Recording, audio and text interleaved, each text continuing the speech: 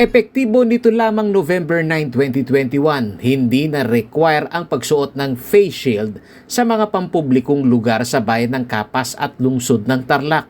Kinakailangan na lamang ito kung pupunta sa mga ospital, klinik at iba pang medical facilities. Ito ang naging anunsyo ng kani-kanilang lokal na pamahalaan na inilabas sa kanilang official Facebook pages. Ang ilan sa ating mga karehiyon dito sa Pampanga na pa sana all na lang nang malaman ang bagong mandato sa mga karatig probinsya. Ako rin po, gusto ko rin pong matanggal na rin po yun.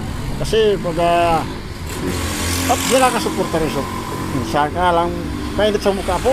O pag tag-init, mainit sa mukha. Sir, kasi tuwing aalis kami, kailangan ng face shield. Ikaw paano naman kung wala kami pambili pa ng face shield, isang gastusan pa po yan eh. Bilang chief ng local IATF naman sa Mabalacat City, para kay Mayor Crisostomo Garbo, sana raw maikonsidera ng National IATF ang mga COVID-19 low-risk area at pahintulutan hindi na gawing mandatory ang paggamit ng face shield.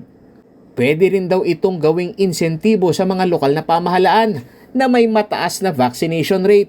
Ang sa akin po, kung susundin ko yung medical background ko, para pong talaga pong kailangan po yung face shield din, no?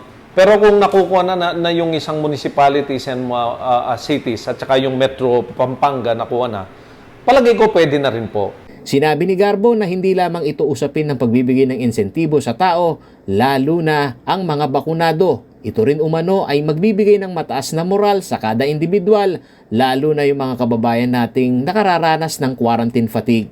Kailangan po magano lang po tayo, i-regulate lang natin, titignan natin kung sino na yung pwede ng paalis na yung face shield, paggamit ng face shield at kung sino yung hindi. Kung mataas na yung vaccination po nila, siguro po pwede na rin pong isama. Sa panig ni Garbo, hindi pa ito magbababa ng executive order para i-lift ang paggamit ng face shield. Aabangan na umano niya ang IATF resolution na inaasahan namang lalabas ngayong November 11 o ngayong Huwebes.